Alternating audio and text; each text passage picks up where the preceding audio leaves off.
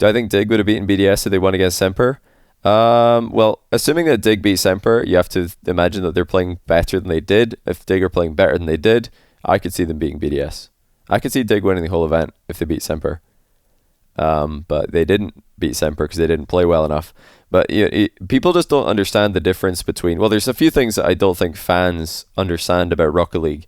Number one thing that fans of Rocket League esports don't understand is the difference between a mistake that just happens for absolutely no reason and a forced mistake. There is a difference. If somebody's just completely missed an open net for no reason, that is an unforced error. That is a mistake. That is somebody playing badly. That's what BDS did 2 times against FaZe. They completely missed two wide open nets for no reason other than the fact that they missed them. They played badly. But in the grand final, you'll see, you'll probably wonder, what are NRG doing? Why aren't NRG making big plays? Why are NRG rushing that touch there? Why are they mishitting that ball there? It's because BDS are putting so much pressure on them and they're forcing them to make faster plays than they're comfortable with. That's called a forced error. There's a difference. And the EU aggression with how they defend forces mistakes, just generally. Now, I'm generalizing here. There's cases where NA teams do this. There's cases where EU teams sit back. But in general, at the LAN, the EU teams are a lot more disruptive and a lot more aggressive, and it was causing problems. It was forcing mistakes. Yeah, there's forced errors and unforced errors. You have to be able to tell the difference. You have to be able to spot when a misplay happens, or when something happens and it looks weird. When you see a goal go in and you're thinking, wait, why is that a goal? What are the team on defense doing? How did they concede that? You have to look at how much boost did they have. Was somebody getting bumped? Was somebody getting chased? Is that a forced mistake, or is it just a complete whiff? You've got to be able to spot the difference, and then you can really start to understand Rocket League at a high level, live, and see what's really happening. Yeah, the second thing people don't really understand is like styles. They see the result and they're like, well, FaZe beat BDS, therefore FaZe playstyle is better than BDS playstyle. I'm like, no. BDS playstyle is like better right now in the current meta. Right now how Rocket League is played, BDS play the game a way that is going to net them more wins than the way FaZe play the game. However, there are cases where FaZe will show up, play exceptionally well, Illusion will pop off, and now you've got 3 mechanical gods in the team instead of 2, and they beat BDS. It can happen. How much do you have to donate to stop playing Rocket League? Stop playing Rocket League? I mean, I don't really play Rocket League, so... I mean, if you're just talking about playing Rocket League, like stop playing and I can still cast it, then... I mean, I'd probably do that for... I'd probably do that for like $1 million. Like if I could just guarantee that it's mine. Maybe a couple of million, I don't know, 2... Because I'd probably have to pay tax on that, wouldn't I? Yeah, let's say 2 million. 2 million. So at least I gotta keep $1 million. I'll stop playing Rocket League for $1 million. Because like I think at that point it would be it would just be stupid not to, right? 2 million? Yeah, I mean, but there's more to life than money. My aspirations with money, I've always been quite open about earnings. I mean, the whole like Twitch scandal happened with everybody's earnings getting leaked. I was like, I mean, it's fine. You should be able to calculate that anyway. It's not that hard to figure it out with people's sub goals or subs being public. But yeah, Twitch streamers make a lot of money. I never really had aspirations to buy a yacht or whatever. I still don't. I live in a 1-bedroom tiny apartment. Well, it's not tiny. It's actually like... It's a decent sized apartment for 1 bedroom, but it has 1 bedroom, 1 kitchen, 1 bathroom. That's it. 1 living room, 4 rooms. I could afford like much more. I could like get a much bigger house, but I thought, why bother? Then I'm just gonna have to clean more rooms. I don't want to clean more rooms. Like, you should see the state of the 4 rooms I've got in this one. Like, I'm not gonna clean more rooms. To pay more money to clean more? What a joke. So I'm here in my 1-bed flat because I live by myself, and yeah, we're saving money. So it's small. I don't know. I don't really have any I don't have a car either. I have no car because I just walk everywhere. You can just do that in Scotland. It's very walkable. Like the location I'm at is really good, so I could just walk. But I know in the other countries, especially America, you need a car. You just can't go out. You walk outside and there's like, well, our house isn't even connected to anything. We don't even have paths. We just have a road. We need a car. So yeah, I don't have a car. Don't have a big flat. I don't know. Imagine paying for a bigger house just to have more rooms to clean. What a disaster. Do I cycle? No, I just walk. I mean, I live very, very close. I'm in the city centre of Glasgow, so I could just walk anywhere. And there's like public transport and stuff. Or like Uber. If I need a taxi somewhere. Minimalist? Yeah, I guess you could say so. I've always been like very focused on one thing at a time. Like I'm not somebody who plays a different Steam game every day. I'll just grind one game. That's why like when people ask, am I going to do a different game? Cast like multiple games? I'm like, no. Like maybe some people get bored of casting one game. But I just enjoy, I've always enjoyed doing this. I still do. I enjoy this as much as the day I started. I just want to get good at it. I'd rather like just grind one game, grind one thing, get really good at it, than multitask like a whole bunch of different things. Yeah, I used to play World of Warcraft. I played World of Warcraft Classic as well. Huge grindy game. Do you like Kevin Bridges? Hilarious. Girlfriend, about planning moving your girlfriend in the future? Yeah, in the future I'm sure, but my girlfriend's lived with the same flatmate since I met her. They really enjoy living together, so you know, I don't know why people rush into this. So many people like just as soon as they get together, like we have to move in, and then they just move in and they're like, okay, I guess this is it then. What next? You know, you nothing else to do. Did I cast WoW? I've never casted any other game except Rocket League. Rocket League's the only game I've ever casted.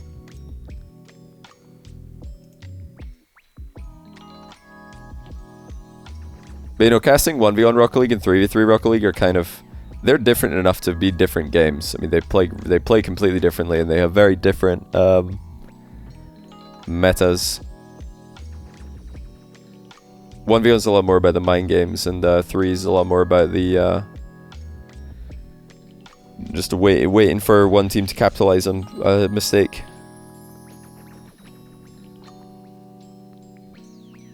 How many years did I play Rocket League before casting?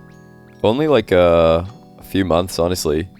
I played Rocket League since when the Dominus came out. When the Dominus was released, that's roughly when I got Rocket League, and I played it. It was my only game I played since I got it. As soon as I got it, I was like hooked immediately, so I only played that. And I think the first match that I casted was like February or March 2016. So it can't have been many months, maybe 3-4 months. I'm not sure. Don't remember when the Dominus came out. Something like that. Favorite pro? Well, it depends what you mean. I mean, there's different things that make up a favorite pro. I mean, favorite pro to... I mean, there's a lot of pros that I just really hope qualify to every event, so that you know, I can either cast them or just say hi again. Like it's all the OGs basically. I mean, Garrett's been to every LAN. I was at season 1 when Garrett was there. I wasn't casting, I was just there to watch, and I was kind of like helping the Flipside guys at the time. So I love seeing Garrett at events. I hope he qualifies to every event. Turbo as well. He was a season 1 OG, so hopefully Envy can get back on top. He can keep going to LANs. Who else? What other OGs, like really OGs, are still around? It's K-Dop, season 2. Met K-Dop season 2. He's a legend. Fairy Peak season 3. Yeah, I suppose Cucks. I would love to see Cucks at another LAN, but he's needing to make a step up at the moment. Was there anyone else who's like season 3 or before who's still on a top team today? I don't think there are. I don't think. Well, none of SSG, none of FaZe. Squishy was season 4. Justin was season 5. Oh, JNaps was season 4, I think. Atomic? No, not Atomic. Scrub was season 6. But yeah, I actually met Scrub at season 1. It's always really funny seeing Scrub at events now, because I met Scrub when he was 12 at season 1.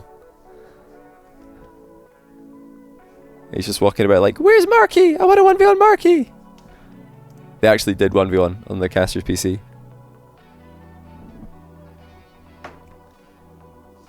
Pharah was season 4. Pharah's really cool. I like Pharah a lot. He's like your Rocket League kid.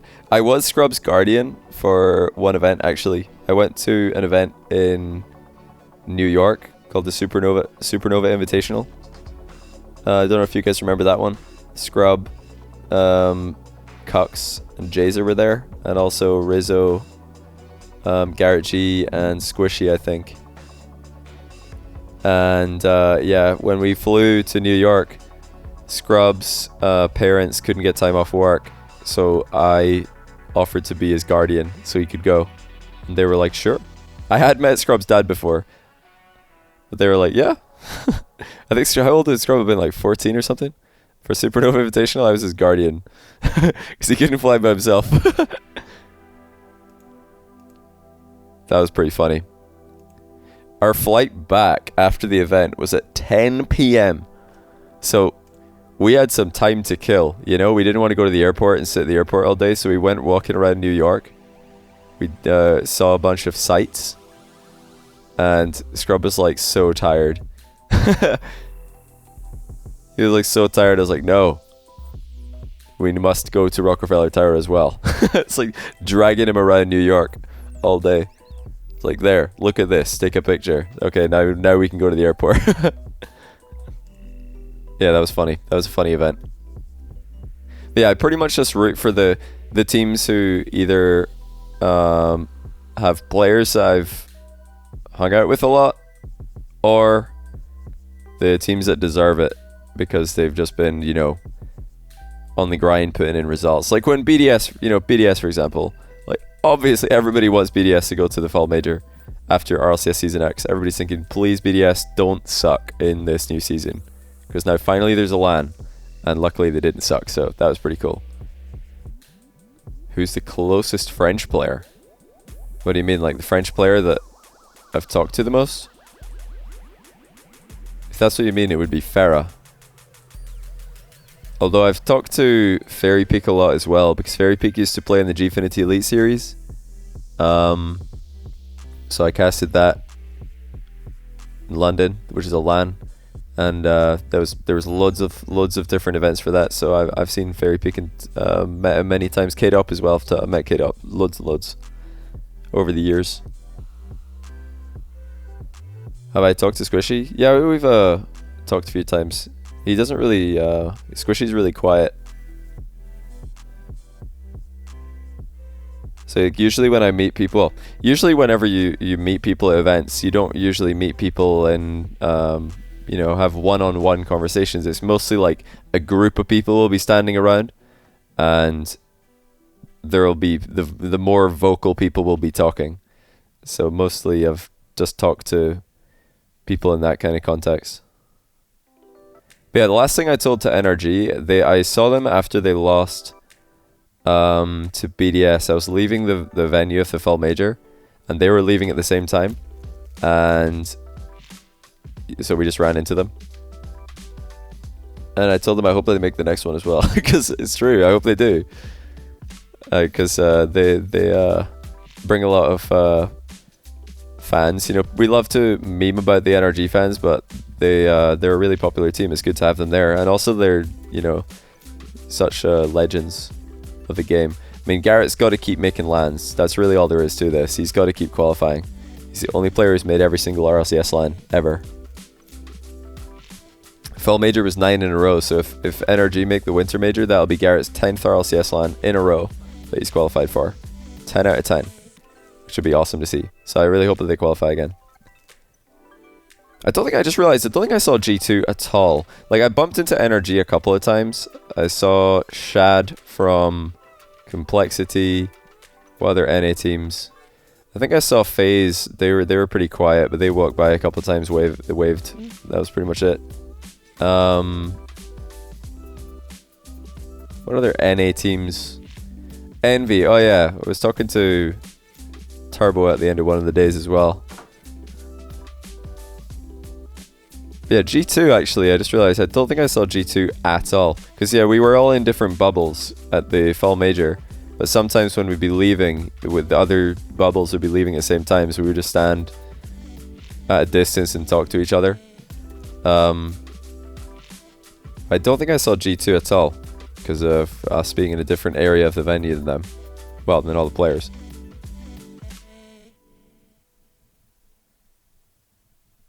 I don't think I saw Dig. I think we passed Dig once, or we were like, good luck or whatever, but when I went to the airport, Joria's was on the same flight to Amsterdam. I was getting a connecting flight through Amsterdam, so Joria's was on my flight to Amsterdam. We were at the airport a good while before that, so I was talking to Joria's for a bit. Yeah, I met SRG, of course. That was cool. Me and the SRG boys, yeah, it was really cool. Senzo's the only guy who really talks a lot of English. The other guys understand English, but they don't want to talk it too much because they aren't confident. So I was just talking to Senzo mostly. Telling them good job, good luck, etc. Senzo gave great interviews. I did do one of the interviews with Senzo. But I pretty much followed the script that Psionics gave me, so I adjusted it slightly because I knew he wouldn't say much. I did one with Extra.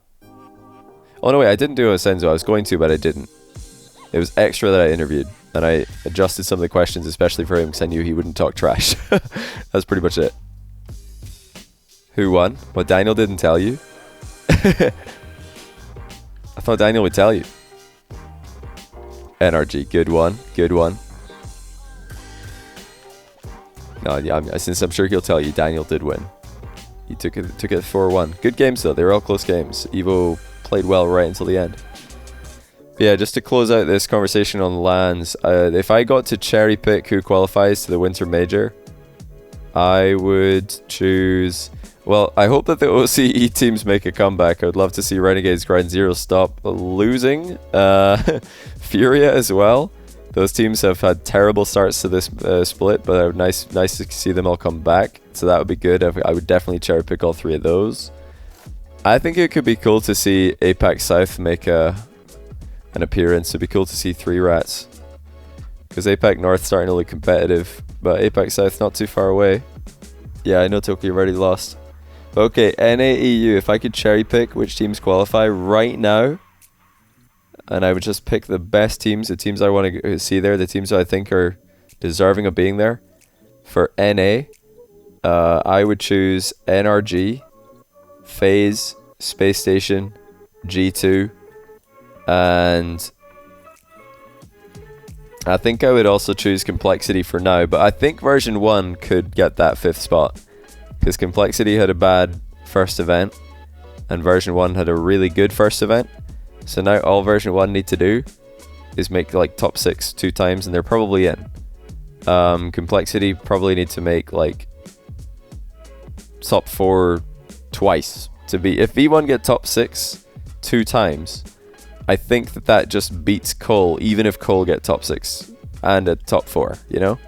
Like if Cole get 4th and 6th, they'd still lose to version 1 getting 6th. So it's really, really hard for Complexity to go. But I would, I think that the Complexity boys are going to make a comeback and finish strong. And yeah, V1, really, really good team. Either way, V1, Cole, they're both awesome. I wouldn't be mad about either of them going. I'd be really happy for whoever goes. It's still really important to finish 6th place, even if, like, let's say Complexity or V1 miss out but on LAN by 1 spot, 6th place. It's still really important to be 6th place, because right now there are 6 NA teams going to Worlds. If Worlds was this, if this major was Worlds, there would be 7 EU teams between the wildcard and the main event, 6 NA teams, 3 MENA teams, 2 SAM, 2 OCE, 2 APAC, 2 South Africa. Sub-Saharan Africa, I should say, I think. What was that? 2, 2, 2, 2. Then there's 3, 6, 7. Yeah, I think that adds up. So it's really important to get 6. Even if you miss LAN, 6 is still making worlds. So it's good. Okay, EU. I would definitely send BDS, Dig, Endpoint, Queso. And that 5th spot is really, really tough. It's really tough. I think I'd have to say Semper right now. But, you know, teams like Luminosity, I think would be a great team to see play on LAN. You know, Vitality, who knows? Maybe they're going to turn things around. Really, really tough to know what's going to happen. Right, let me check. So Complexity are on 220 points, version 1 are on 280. So if version 1 just make top 6 2 times, Complexity finishing 4th place and 6th place would not be enough to make LAN, because they would have a 4, 6, 7. Well, 4th, 6th, 5th equal, 7th equal. Version 1 would have a 4th and then 2 5th equals. So version 1 just need to make top 6 twice, and they're probably going to the major. I say probably because there's always worlds where Oxygen and G2 both do really well, and then suddenly it's up in the air. Who knows? We have to wait and see. Luckily, we don't have to wait that much longer. Looking forward to this weekend. Yeah, Williams Resolve have a shot. Loads of teams in EU have a shot. Williams Resolve. You know, Carmine Corp are in 6th, I think, as well. So, I mean, the top, I think it looks like in EU, a lot of people are kind of settled on Endpoint, BDS, Dig, and Queso making LAN, because Endpoint, BDS, and Dig are so consistent, and then Queso won the first event, so that's huge. But it's that 5th spot. Like, is it Vitality, Williams, Semper, Carmine Corp? Is it EG, Luminosity, Misfits? Like, it could be any of those teams, I'd say. There's like 7 teams that are all fighting for that 5th spot. And it's really hard to know who's going to make it. Especially because teams like Luminosity and Misfits look really good, but they're way down in the points right now. EG, way down in the points right now. Semper, pretty far down. EG, Luminosity, and Misfits have to qualify to the next event as well, which is really scary. Like, they might not even all make it. Like, those qualifiers are nasty.